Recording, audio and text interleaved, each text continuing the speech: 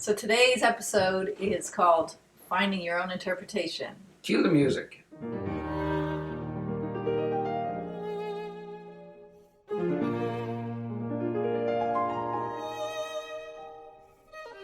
So one of the things about classical music that we have to contend with is visualization. I've gotten good at that. So one of the things we have to contend with as classical musicians is being creative within a pretty narrow set of rules, set of acceptable stylistic parameters. Okay, so the stereotype that's often associated with classical musicians is that we're all kind of rigid and obsessed with rules and being super clean and all of this stuff. Yeah, except for you, maybe. So classical music is often thought of as coming with a lot of baggage, like you have to play cleanly, you have to play super in tune, you've got to play exactly in rhythm, you've got to do exactly what's written in the score, etc., etc., etc. And that can make you feel like, how the heck am I supposed to be individualistic or creative in this kind of environment? It makes me think of that Far Side cartoon where there's a whole herd of sheep and there's one little sheep in the middle, going, I just want to be me. It's penguins, I think.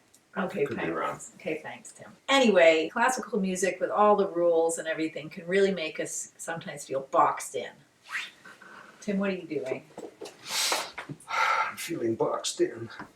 Students often default to just listening to a recording over and over and over and then mimicking how that sounds. Whether they even intend to or not, they're basically copying someone else's interpretation at a snapshot in time when they made that recording. And that interpretation was arrived at after studying the score and playing the piece many, many times and making conscious decisions about how they wanted to interpret the piece. And we, by just listening over and over to the same one, end up just being mimickers. So we want to avoid that.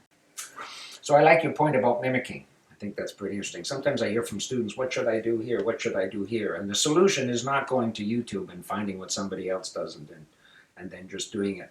And I think sometimes we could ask ourselves, what is interpretation? And there I like to think of a language. So sure, you can maybe learn a couple phrases of a language, or you can actually learn the language and get right into the nuts and bolts and learn the vocabulary and learn the grammar and the etymology. And interpretation is like that. If you really want to be a successful interpreter, you have to really know the piece. You have to know the structure. You have to think about the mood. You have to internalize the rhythm. You have to know what your phrases are. You have to feel the harmonies. And then that's the number one job. And then from there, you'll just be inundated with tons of ideas. So when you listen to a YouTube video of someone playing a piece that you really love, sure, you can hear what they're doing, but you can't really know what they're thinking. And that's the fundamental issue. You have to be able to think using the structure of a piece, know the phrasing, know the harmonies, know what the mood is to you, really internalize it.